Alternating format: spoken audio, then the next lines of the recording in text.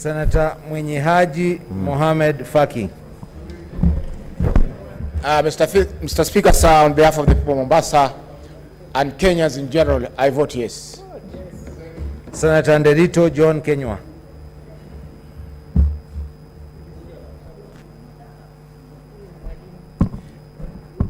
Mr. Speaker, on behalf of people of Laikipia, I vote yes. Senator Nduiga Peter Njero. Mr. Speaker, I vote yes. Senator Nyamunga Ross Ogendo. Mr. Speaker, I vote yes. Senator Mwaura Isaac. Yes.